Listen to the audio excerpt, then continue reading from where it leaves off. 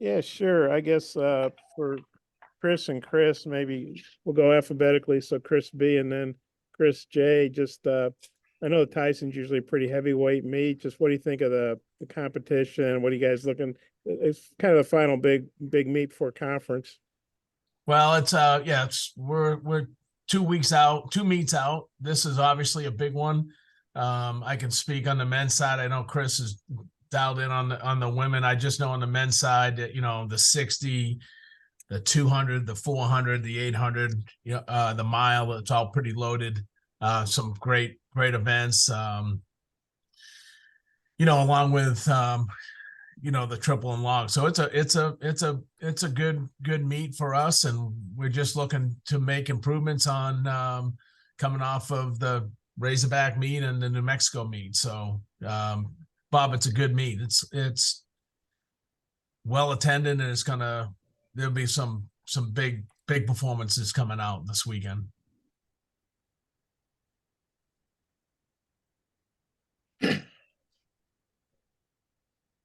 Yeah, Chris, you want to take that okay. too? Yeah. Well, obviously the Tyson it is as advertised. It's probably one of the best meets in the country. Kind of like I would equivocate it to the same as the Razorback Invitational, but with a different focus. We got a lot more individuals than basically teams, if you will. But the level of competition is high. We got Florida and we got LSU and Iowa and Kansas and so forth and so on. So in the sprint events as well as the mile and the 3K, and we got great competition. And obviously we're 2 weeks out, so it's our final prepping stage and trying to get a few more things done from a qualification standpoint. But we're happy with the level of competition that's here, and hopefully we can go out and get some things done. But we're not short of any competition, that's for sure. With the depth you all have, and there's only 27 roster spots in the SEC meet. That's probably the Arkansas rule, right? The other coaches didn't want you guys having 35 or whoever. There's a lot of Coach McDonald rules out there that yeah. But I'm sure you guys have to leave people off the roster who could conceivably score. But how close are you to finalizing your conference rosters, and what part does this meet play in that? Maybe Chris B and then Chris J could take that. Yeah, this is a big part. I mean, we have 45 members on our team, and we can only take 27 athletes. So this is a big weekend. We get a lot of good competition. Fighting for one of those 27 spots, and I guess you can say the only time that we have a bench in track and field is the SEC and the national meet. And it's a bench that hurts. So you don't want to be sitting on that when the teams roll in 2 weeks for the SEC championship. You don't want to be sitting on the bench for the NCAA meet. So people know the magnitude of this race on our team, and they're going to be fighting for those spots. Well, much like Chris is explained, what Buck is explaining, is that basically we have squad, and 27 is a little tight for us, as well as on the men's side of things. And we're at home, so that's even more pressure. We got kids that could possibly score that we won't have an opportunity to compete at home at a conference meet. So it tells you the level of competition that we're up against, and it's not just how good they do. Is based on how we're going to place them in a position to score at the conference meet. So it would be like a sprinter having in a weaker event, if that's such a thing in the SEC, would they have a better opportunity than that of a distance runner, or a pole vaulter, or a jumper to score. And so it's strategic as well. So it's not just cut and dry, like we like to look at track and field as, hey, the best of the best compete. But we gotta strategize a little bit and put our team in the best position to win a SEC meet, which we know that's not easy to do. Yeah, one more for Chris Bucknam. I know Anthony made his debut last week and ran pretty well. He's run faster, but how do you think he did? And is he going to run this weekend? Yes, he's running this weekend, and we're pleased with the progress he's made. He's only been out with us for a couple weeks. So it's gonna take some time to get up to speed, so to speak, and no other way to put it. But he comes down to practice. He practices hard. He's getting his reps in. He's got a great work ethic. And he's dialed into running fast. And so, there'll be some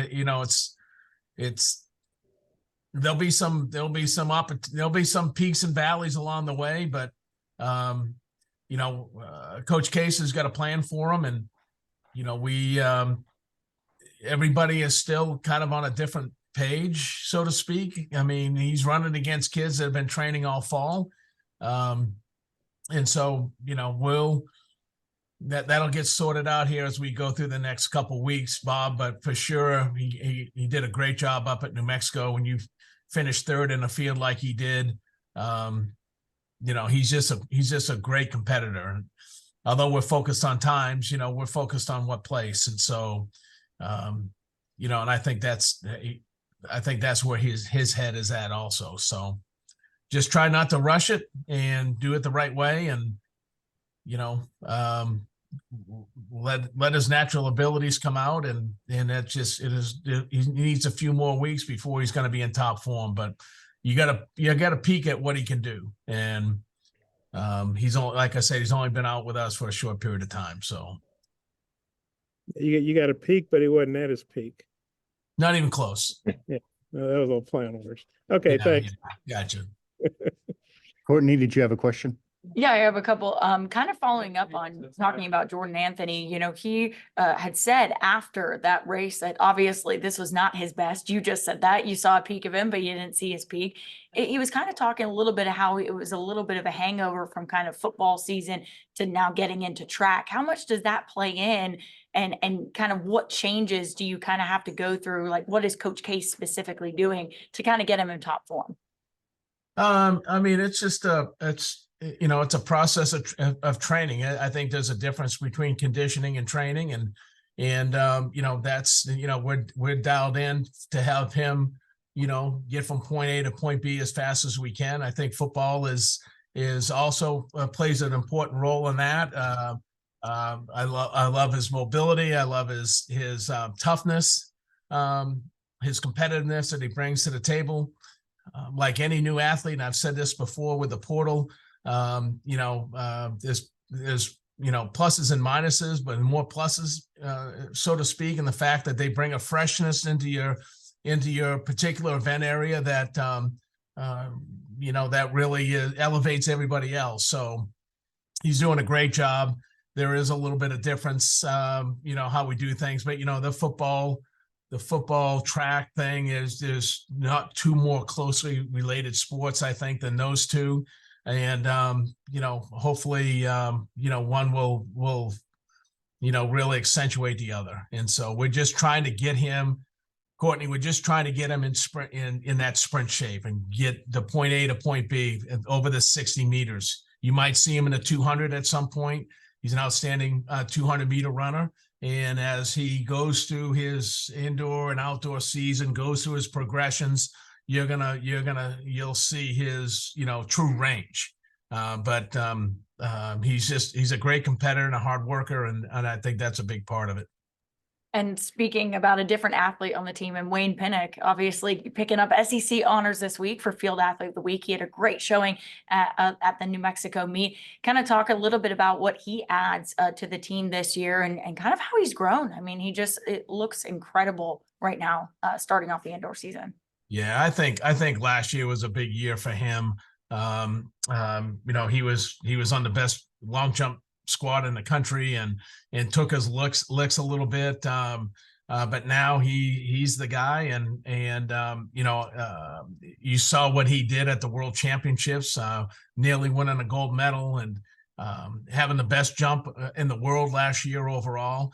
And now this year he's just at another level. He's at another level, the way he's carrying himself, the way he approaches practice, the way he competes. You can just see the growth and the maturity happening. That's the fun part about coaching. And you see kids from your freshman to your senior year, and you see them grow. So, just think of it as somebody going to the Super Bowl and then coming back and competing in college. I mean, that's what they bring. That's what they bring to the table. And it just elevates again, all the guys in our team. And, we're excited to watch him as he moves through the indoor season, and, what he can do going forward. So a lot of maturity and a lot of great hard work, and just absolutely dialed in to what's important, and no distractions. It's pretty fun to watch. I love it. And then kind of switching over to Coach Johnson really quickly, to ask you a couple of questions as well. You talk about the level of competition going into the Tyson Invitational, but I think people don't really understand how crazy it is on the women's side of things, where you have number one, you have number two, you guys number one, number two, Florida. I think you have like 5 or 6 teams ranked in the top 20 coming to that meet this weekend. I mean, how much does it help your team, especially with all the depth you have, to just compete against all of those great talented teams before you start SECs? Well, I think it helps our team in terms of iron sharpens iron. Okay, we get to see these faces, and they become familiar. So it's nothing new for our athletes, and it helps them to remain poised in a high level competition. Obviously, when you get to the SEC meet, everything's intense, everything's a high level. So now we have to be able not just to coach them, be able to manage them emotionally, and not to get too excited, but be able to have the ability to execute. So having these teams here and being at home and understanding that we're going to be a conference at home and everybody's hunting us, we understand that. And to be able to practice that at these high-level meets like the Razorback and the Tyson Invitational, it helps our team mature and grow in a way that's not just athletically, but being able to control your emotions and to stay locked in and focused as a precursor to the SEC meet and the national meet. And I wanted to ask you specifically about a couple athletes too. And Amber Anning, I feel like she, again, we're talking about people that just grow and grow and grow. I mean, she just looks so good to start off the season for you guys. What does she add? Because I know she competes in quite a few different things. She's on the relay team. What does she add for you guys? Well, she has a sense of security. I mean, she's been here before. She understands what it takes. She had a great indoor last year, if you would remember, and then outdoor didn't do so well. So she understands the peaks and valleys that track and field has, amongst other sports for that matter. So her level of maturity and growth, and like Buck, these young ladies competed at the World Championships. So that growth and that maturity and that understanding of competing at a very high level, and coming back to college and being able to recenter your focus and be able to understand that we're competing against some of the best in the world in college, in the SEC. So that intensity has to remain there, but they got to remain poised and under control. Thank you, Coach. That's all I have. I'll send it over to whoever has questions. Anthony, did you have a question? Yeah, this one's for Coach Bucknam. I was going to ask you about a guy who's, I guess, no longer competing with the program, and Jaden Hibbert going on to compete professionally. Can you just talk a little bit about, what he was like to work with for the short time you had him, and how much, I guess, or how exciting it is for you as a coach to see a guy like that go on and, compete professionally? Well, I think that's ultimately, Anthony, our goal is to have these kids succeed at the next level, whether it be in athletics or in their daily lives. That's really, fun to see. And we don't always get to see that once they graduate. We miss that next level. And so here we're going to witness, Jaden as he negotiates through this next level, and he's still going to school and still practicing with us on the track. And so we're going to be able to, again, just like we talked with the growth of Wayne, we're going to be able to see that maturity build over the next couple of years and watch him have success, at the highest level. And we're going to get to witness it, which will be fun.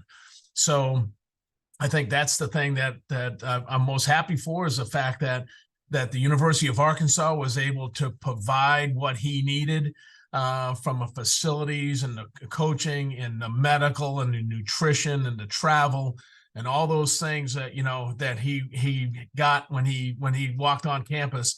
All those things helped him get to this next level.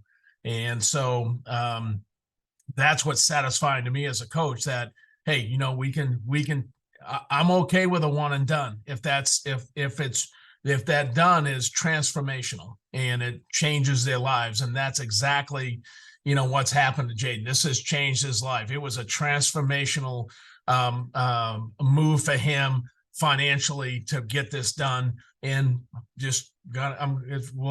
we're just witnessing it. So I'm okay with that. If it's not what we feel, you know, we advise the best we can. They make their own decisions, but if it's not, then, you know, we highly encourage them to stay, you know, and keep, you know, keep doing what they're doing and garner more NCAA championships, whatever, and wait for that next round of financial opportunity to hit. But it hit him where it did, and it was right for him. And, you know, I'm glad we were able to get him to that point. So whether it happens in 1 year or 6 years or 7, what have you, you know, it's satisfying. And then just kind of talking about him as an athlete, what about him, I guess, puts him in that kind of elite category that he can, you know, do that at the professional level? He's got the it factor. You know, he's got the ability. You've watched the highlights and you've seen him, whether it was coming out of Jamaica, coming out of the World Juniors, coming out of the NCAA meet. He always shined, didn't he?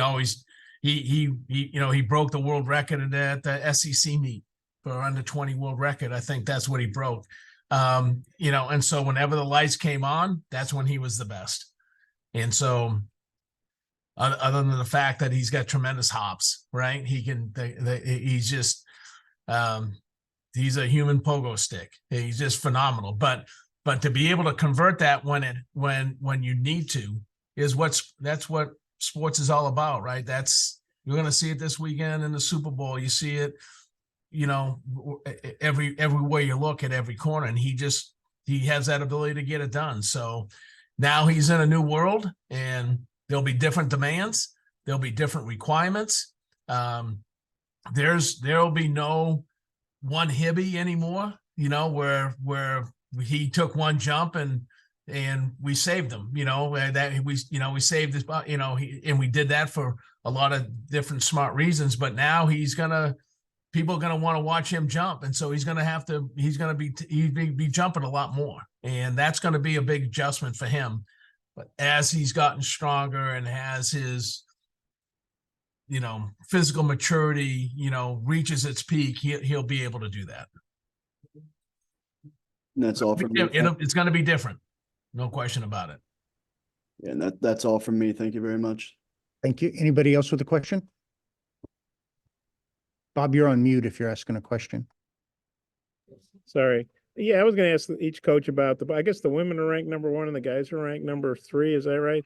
Yeah, maybe. I know it's just the polls, and that doesn't, you know, mean that's where you're finishing and everything. I'm sure Chris, I think he's finishing 3rd, but just wonder what y'all think about being Chris J being ranked number 1 and Chris B being ranked number 3, you know, for the present time.